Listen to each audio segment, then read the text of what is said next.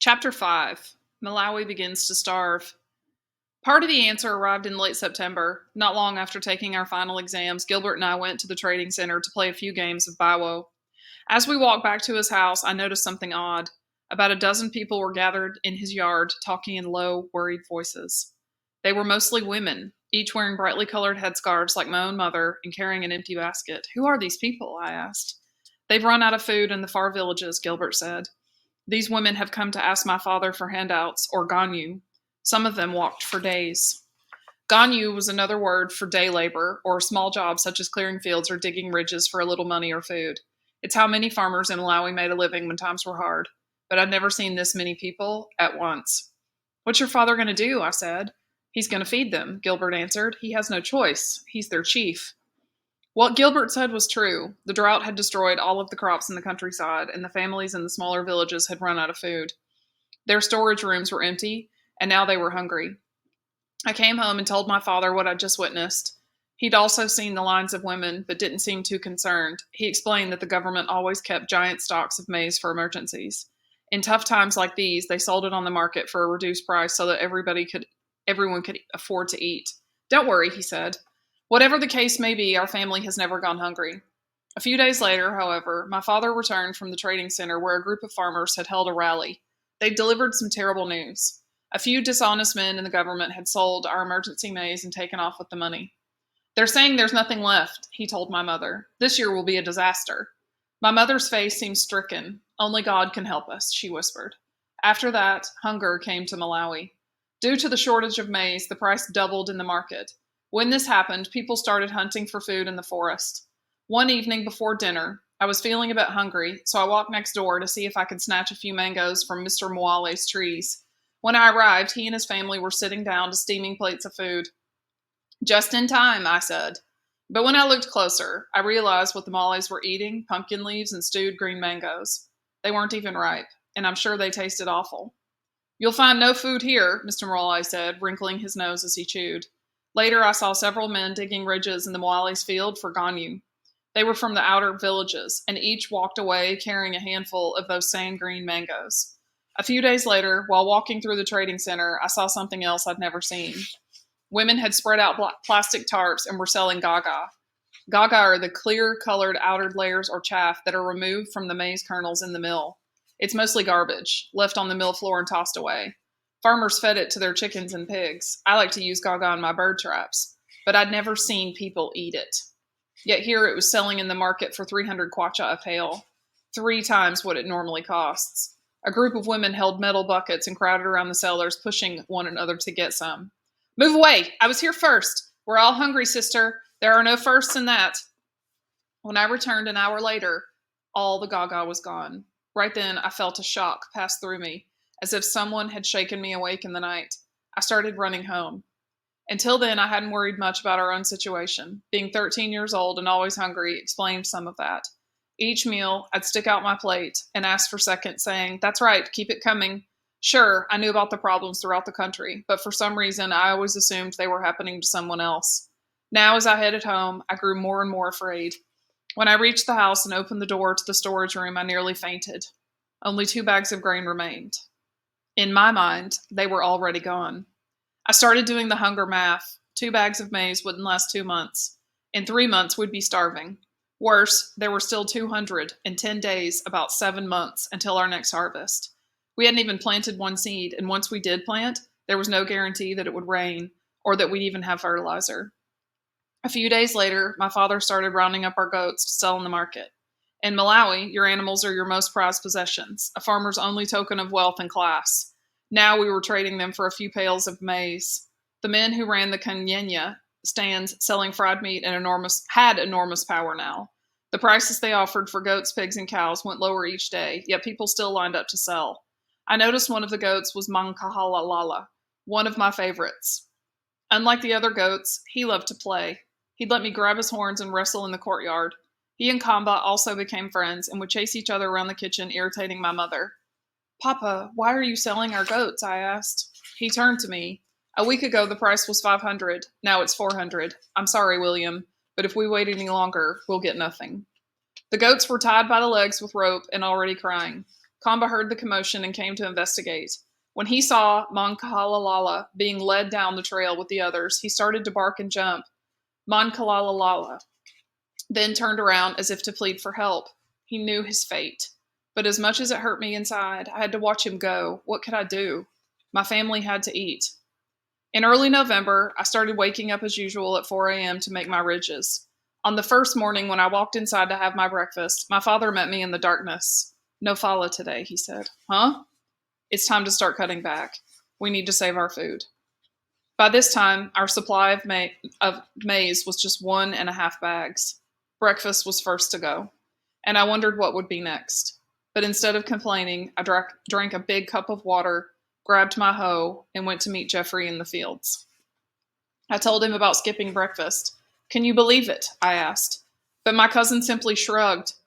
You're just starting that today, he said. I haven't had breakfast in 2 weeks. I'm getting used to it. In the early morning, the weather was still cool, and I could dig my ridges with great energy. But by 7 a.m., my stomach had woken up and realized it was empty. It growled and rumbled and demanded to be filled. Soon, the sun was high in the sky and sucking all of my strength. The only thing keeping me awake was my father marching past.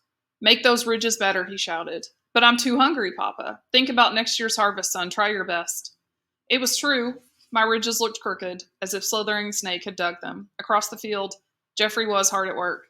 Mr. Jeffrey, I called out, you dig my ridges today, and I'll dig yours tomorrow. Can we make this deal? I'll think about it, he said, gasping for breath. But it sounds like the same deal as yesterday. I was trying to raise my cousin's spirits ever since his father died. He hadn't been the same. He looked sad, and sometimes he stayed in his room for an entire day and didn't speak to anyone. He was also sickly. At a recent trip to the clinic, the doctor said he had anemia, which is caused by not having a healthy diet. I later discovered that breakfast wasn't the only thing Jeffrey was skipping. Food was running low all around. I'm joking, I shouted, but seriously, man, you don't look good. Take a break and get some rest. I have no choice, he said, swinging his hoe. You know my deal. I also knew that Jeffrey wouldn't be returning to school in the next term. Because of the drought and losing her husband, Jeffrey's mother didn't have the money to pay his school fees. And anyway, she needed Jeffrey and his brother Jeremiah to work and provide food. That day, I pretended not to know. Soon your man, Kamkwamba, will be in secondary school where he belongs, I said, wearing trousers and walking tall. He'll find us there, Jeffrey said. We older boys have plans for Kamkwamba. You can't touch him. Oh, you wait and see. Jeffrey wasn't the only one changing. Kamba was also slowing down. I'd always known that his best years were behind him, but when he lived on the estate, but now his age was starting to show. And ever since the drought, he'd grown thinner. The food I was feeding him at night just wasn't enough, I guess. As he got slower, the mice in the fields outwitted him, and other dogs beat him in the scraps in the garbage piles. Kamba no longer chased chickens around the courtyard, but stayed in the shade and slept. I was beginning to see his ribs. One night, when I tossed up a ball of nimsa for him to eat, he lost sight of it and it landed right on his head. What's the problem, old man? I teased.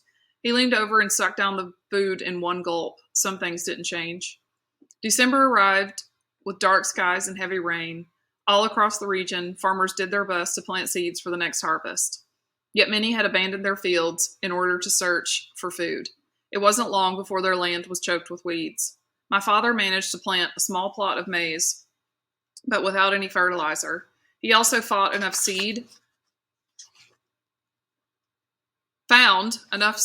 for a half acre of tobacco, which would prove a lifesaver in the months to come. What began as a drought and hunger in Malawi soon evolved into full-blown famine. That winter, it would tighten its grip until few people were left standing. Those looking for food began to cluster in the trading center and along the roads. Groups of men carrying their hoes went house to house asking for work, their clothes soaked from the rain and covered in mud. At each place, they heard the same reply, "We have nothing to give." While the men searched for Ganyu, their wives gathered at the chief's house, where Gilbert passed out bags of flour at the door. Already hundreds of people had received food, and more kept coming. They carried children who cried from empty bellies, and some women were so weak that they fainted once they arrived. After Gilbert's mother nursed them back to health, they continued down the road in search of their next bite. The famine arrived at our door sooner than I imagined. During the second week of December, my mother milled our last pail of maize, giving us just 12 more meals. As soon as she left, I opened the storage room and peered inside. All that remained were empty bags piled in a corner like dirty laundry. I tried to remember what the room had looked like when it was full, but I just didn't have the energy. That night, my father called the family into the living room. Given our situation, he said, I've decided it's better if we go down to one meal per day. It's the only way we'll make it. My sisters and I argued over which meal it would be. We should have breakfast, said Aisha, who was 12. I like lunch, shouted Doris. No, my father said. It will be supper. It's easier to keep your mind off hunger during the day, but no person should have to sleep with an empty stomach. We'll eat at night. My stomach was used to being fed every time it grumbled. Having no breakfast was one thing, but not eating breakfast or lunch was a lesson in patience and pain. It was even harder on my younger sisters, who didn't understand why no one would feed them. Did you hear me, Mama? They cried, I'm hungry. Yes, dear, my mother said. I heard you. Just try to hold on.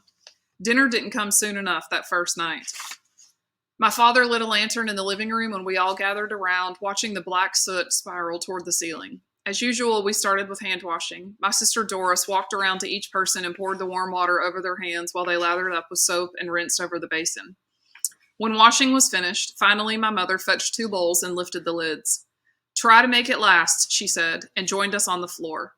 The first bowl contained nimsa, but instead of a mountain of streaming cakes, this was one gray blob. It didn't even look edible. In the second bowl, my mother had prepared a small portion of mustard greens. We passed the food around and didn't even bother using plates. The meal was over in minutes. With less than 1 pail of flour remaining, I knew that only a miracle could save us, or at least a very good idea. The next morning, my father announced his brilliant plan. We're selling all our food, he said. It didn't make any sense to me. In fact, it seemed like the worst idea I'd ever heard. But then he explained how we used the flour to make cakes to sell in the market. The extra money we earned would go toward buying more food. It was a huge gamble. That morning, my mother mixed the last of our flour with some soy powder and sugar and made zigumu cakes, which resembled small biscuits. The delicious smell of them baking over the fire drifted through the sheets of rain and onto the road, stopping the Ganyu men in their tracks. Even the birds became brave and gathered outside the kitchen to sing a woeful tune. The aroma seemed to enter my body like a spirit, slithering into my empty belly and stretching its arms and legs.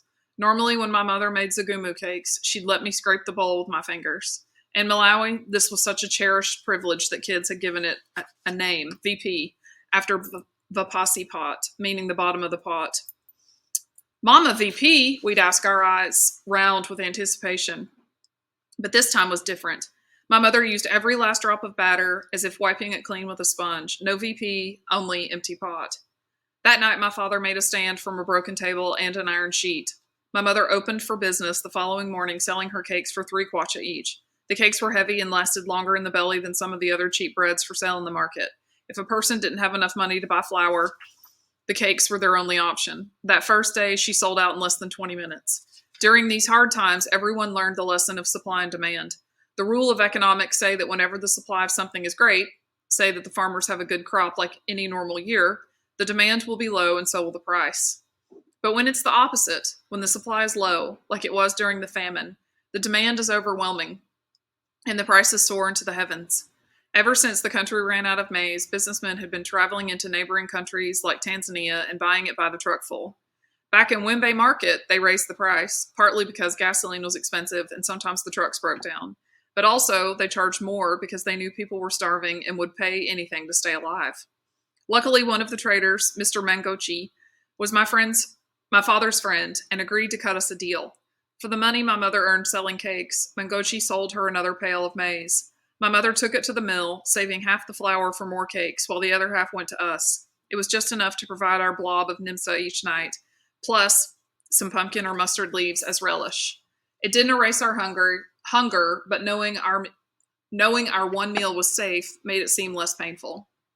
As long as we can stay in business, we can make it through, my father told us. Our profit is that we stay alive. A couple of weeks later, my mother was coming home from the market when a giant truck passed her on the road. Its load was covered with tarps, and some of the other traders said it was maize. They're taking it to the government store in Chamama, someone told her. When my mother got home, she called me over and explained the news. You will go to the Chamama tomorrow. Leave as early as possible. Chamama was 12 miles away, so of course I grumbled. Are you sure it was maize and not fertilizer? Because I heard that. Are you listening to me, boy? My mother snapped. She did not like her children talking back, especially not now. You go tomorrow. If my mother was right, it was great news. It meant the government had found surplus maize, perhaps from Tanzania, and would sell it for a discount. With prices climbing higher and higher in the market, it was the only way we could get ahead. The next morning, I awoke at 5 a.m. and set off on my bicycle for Chimama. An empty flour sack fluttered from my handlebars as I rattled down the narrow dirt roads. I noticed many others carrying the same. Chimama, I asked them. Eh? They replied, nodding. The government store was located in the central market. When I finally arrived, I saw the lines of people stretch from the door all the way down the road, longer than 2 soccer fields. One line was for men, while the other was for women and children. Each was getting longer by the minute, so I parked my bike against a fence and took my place among the men. A cool breeze blew from the lake and kept people in good spirits, but once the scorching sun rose in the sky, the hunger revealed itself in everyone. People suddenly appeared exhausted, as if they hadn't slept in days. The skin around their faces was shrunken, and their eyes squinted against the hard light. It had probably been weeks since many had eaten a proper meal, and the government store was their last and only hope of survival. As the sun rose hotter, they grew more and more feeble. The man in front of me could hardly stay awake. His hands were trembling as if he were cold, and his breathing was heavy and loud. When the line started to move, he couldn't keep his balance and fell down. To my horror, no one helped him up, just simply stepped over him.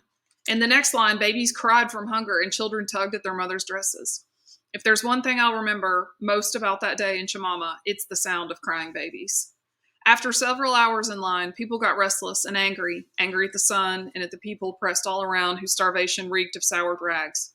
Angry at the government, at the dust, and at the very air that occupied the emptiness of their stomachs. As we inched closer and closer to the door, their impatience took control. People began to push. Someone shoved me so hard in the back that I grabbed hold of a man in front of me to keep from falling down. A few boys from the end of the line then raced toward the front, squirming into the crowd like mice under a door. Hey, stop cutting, people shouted. We've been here since dawn. But they kept coming. Everyone knew that at some point the grain would run out, and no one wanted to be the loser, left holding an empty sack. The more people cut in line, the more the others panicked.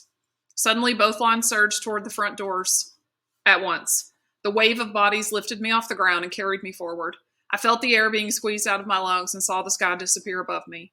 I was being swallowed by this enormous, terrifying mob, and I was helpless against it. Hey, stop, I shouted. I can't breathe, but it was no use. As the mob trapped me in its belly, a strange thing happened. Everything went dark. The screams and moaning of children fell away. The shouting vanished. I drifted in slow motion, as if underwater. For a second, I thought that maybe I was already dead, and a small part of me even felt relieved. But no, through the cracks in the crowd, I saw the government building, now closer than ever. The crowd had carried me forward like a cyclone. I managed to plant my feet back on the ground and slither between the bodies. It helped being skinny. A minute later, I reached the front of the pack and stood on the porch of the building. Then I slipped through the doors. Inside, the office was cool and quiet, and in front of me was a hill of maize as high as my waist. It was more food than I'd seen in months. And I'd made it just in time. Outside, the mob had exploded into one giant fistfight. Through the door, I watched a woman fall to the ground and vanish in the dust cloud. 2 more women carrying babies on their backs jumped out of the ruckus to avoid being crushed, losing their place in line. They brushed off their clothes and walked away with nothing. And I wondered if they'd make it through another month. Hey, a man shouted, next! He was shouting at me. I said, next! I hurried forward and placed my order. I had 400 kwacha in my pocket, enough to buy the 25 kilograms as advertised on the sign outside. But when I told him what I wanted, he informed me there had been a change. I could only purchase 20, but the price remained the same. So how much do you want? He said, not even looking up from his ledger. 20. He gave me a ticket and pointed down the line where several workers used metal pails to scoop the maize. They looked muscular and healthy, nothing like the people outside. The man who measured my maize then cheated me. He threw the bucket onto the scale so quickly that I couldn't see the weight, then emptied it into my bag. Next, he screamed, but wait, I said you didn't even. He wheeled around. If you don't like it, you can leave it here. There are plenty of people behind you. Next! With little choice, I handed him my money, grabbed my sack, and ran for the door. Despite being robbed, I felt a rush of excitement to be holding so much food, though it quickly turned to fear once I stepped back out into the mob. A man ran toward me, shouting, I'll give you 500 for that. Another pushed him aside. No, boy, I'll give you 600. I pretended not to hear. I strapped the maize to my bike as fast as I could and sped away. Once I reached the road, I didn't stop pedaling until I saw my family's house. As I rolled into the courtyard, my mother and sisters greeted me like a hero. I was exhausted, and my clothes were torn and dirty from the crowd. When I tossed the maize onto my father's scale, it confirmed that I'd been shorted. 15 kilos, I said, only half a bag. My mother told me not to worry. You did fine. And because of you, we'll eat for another week. In the days after Chimama, people started selling their possessions to stay alive. One morning during a heavy rain, I sat on the porch and watched a line of them pass like slow-moving ants. Women carried pots on their heads containing the items from their kitchen, cups, spoons, knives, everyday utensils of a normal life unhinged. Men lugged chairs and sofas on their backs. One man dragged a heavy dining room table through the mud. They were all headed for the trading center to see how much money or maize they could get, because what good was a kitchen table when you had no food to eat on it? Combo lay sprawled out on the ground at my feet. Every few seconds, his tail flipped in slow motion at the flies that gathered on his back. He was getting thinner and more weak, and I knew it was all my fault. My mother's one meal per day, didn't include our dog. The only way Combo ate was if I shared my portion. And most days I was so hungry that I ate it all without thinking. Lately, in the middle of the night, his groans of hunger had me roused from my sleep, and I'd stayed awake burning with guilt. It was difficult to even face him now. So once the rain let up that morning, I left him on the porch and followed the people to the trading center. He didn't try to follow. The hunger had transformed the town. Most of the shops, like Mr. Banda's, were now shuttered, and the market women had abandoned their stalls. The merchants now joined the multitude of starving people looking for food and selling their lives away. Ndiri, Malonda, a man called out. I've got something to sell. How about this radio? It's yours for a giveaway price. One man sold the iron sheets from his roof for a cup of flour. A nice straw roof could fetch half a cup. What good is a roof when you're dead? He asked. A few of the businessmen, like Mr. Mangochi, bought their neighbor's furniture and later gave it back. But the truth was that most people had no money to buy anything. They simply shook their heads and walked away. Inside the maize mill, a crowd of desperate children gathered around the machine. When the rare woman came to a grind a pail of maize, they watched the flour cloud rise from the bucket with dancing eyes. As soon as the customer removed the pail from the spout, the children threw themselves onto the floor and wiped it clean. By mid-December, there was hardly any grain to mill anymore, and the building fell to silence. Then Christmas arrived. Normally, it was my favorite holiday. In better times, we put on our nicest clothes on Christmas Eve and watched the Nativity play at church. Later that night, my sisters and I would catch swarms of the flying ants that arrived each rainy season, then roast them in a flat pan with salt and eat them with nimsa. Whereas grasshoppers have a kind of nutty flavor, roasted ants taste like chewy dried onions, except more delicious. When eaten along with beans and pumpkin leaves, they are truly heavenly. Christmas morning breakfast was typically fresh sliced bread, slathered with Blue Band margarine in a mug of steaming Chambay tea. A Blue Band sandwich washed down with milky, sugary tea is the greatest combination you can put inside your mouth. Like anyone, Malawans love meat on Christmas. Early in the afternoon, my father usually kills one of our biggest chickens and gives it to my mother to cook. But Christmas chicken is not served with nimsa. As I mentioned before, it comes with rice. Ask any Malawan about Christmas dinner, and they'll always mention rice. But on Christmas 2001, we had none of this stuff. First of all, our chickens had died from disease a few weeks earlier because we couldn't afford the medicine. All that remained was one lonely hen who became a kind of morose symbol of everything we'd lost. No one dared touch her. All the churches canceled their Christmas Eve nativity ceremonies because of the hunger, and that night my sisters and I felt so weak anyway that we didn't bother catching ants. When Christmas morning rolled around, there was no sliced bread or Blue Band, no tea, and I knew there wouldn't be any chicken and rice either. I felt so sad that I sat on the edge of my bed and didn't move. I heard the sounds of the radio coming through my door. The DJ was playing Silent Night, and it only made me angry. How dare they play that song, I thought. I grabbed my hoe and headed straight for the fields, anything to keep my mind off Christmas. Around noon, my mother did manage to serve us a holiday lunch, but it was just the usual blob of nimsa. She'd probably worked very hard to save enough flour for the extra meal, but it was impossible to eat with a happy heart. Afterward, I went to see Jeffrey, which made me feel even worse. I found him sitting on his bed, looking thin and tired. Ever since his mother had run out of food, the previous month Jeffrey had been one of the people on the road searching for Ganyu. He found work making bridges and pulling weeds, but it didn't provide enough food for his whole family, and often they went entire days without eating. Worse, he'd been neglecting his maize crop. "Amen," I said. "I haven't seen you in days. Your field is full of weeds. They're taking over." "Too busy with Ganyu," he said. "At first I went looking for enough food for the month, then the week. Now it's all about tomorrow and today." I hadn't seen Gilbert in a while, so I was walking over to his house. About 50 people were camped out in his yard when I arrived, and the smoke from their faces covered the place in a dismal haze. Gilbert was standing in the doorway. "Merry Christmas, eh?" I said, being sarcastic. "Not here," he answered. "Well, surely Chief Wimbe has prepared some delicious chicken and rice." Gilbert shook his head in disappointment. "These people have taken almost everything from us. It's only beans and Nimsa today."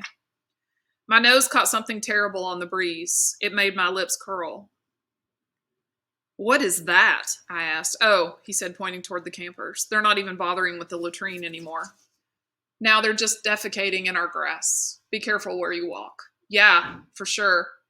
With Jeffrey busy with Ganyu and Gilbert busy with hungry people, I decided to see if my cousin Charity was around. Charity was a few years older. His parents lived in another village, which he worked the fields around Wimbe. While he worked the fields around Wimbe, he lived by himself in a kind of cool clubhouse where teenage boys gathered to discuss soccer, girls, and whatever else. I never really knew, since most of the time they kicked me out. Whenever one of them said, "William, I think I hear your mother calling," I knew it was my signal to leave. This time, though, Charity seemed happy to see me. No one wants to be alone on the holidays. He invited me inside where a small fire was burning in a cooking pot. "It's Christmas and I'm starving," he said. "I haven't eaten a thing." "Yeah," I said, "I'm hungry too." The two of us began thinking of ways to get food. The mangoes were all eaten and gone, and the businessmen in the trading center wouldn't dare give us any flour. "What about James?" I said. Our friend James ran a kind of canyenya stand, but instead of selling fried goat meat, he boiled the brains and hooves, something called head cheese. Trust me, it's more delicious than it sounds. In fact, my mouth watered just thinking about it. "Perhaps James will be generous on Christmas and let us have some," I said, feeling confident. Charity waved me off. "Don't be stupid." Then his eyes brightened and he said, "But he does throw away the skins." "Can you eat that?" I asked, twisting my face. "I'm thinking, why not? What's the difference? It's all meat, right?" "Yeah, I guess you're right." The hunger had screwed up our brains. On the way to see James, we passed the other canyenya stands. A group of wealthy businessmen stood around eating meat and fried potatoes. They laughed and joked as they devoured the greasy bits, not even stopping to swallow before stuffing their faces again. Nor did they seem to notice the crowd of villagers that gathered around to watch the meat. To these men, the hunger was invisible. James' stand was just down the road. He was there as usual, hunching over his boiling pot. As we got closer, I could see a goat head bobbing inside the roiling water, along with some leg pieces. My stomach howled, and I had to turn away. "Hey, James," Charity said. "William and I are making a Christmas drum for the children in the village. We're wondering if you could spare one of your skins." "That's a good idea," said James. He turned and nodded toward a black mound in the dirt, swarming with flies. "Take that one there. I was going to throw it out anyway." Charity grabbed the hide and stuffed it into a jumbo bag, then handed it to me. It was still warm. "Zikomo qua Biri," Charity said. "Thanks a lot. The kids will appreciate you." Sure.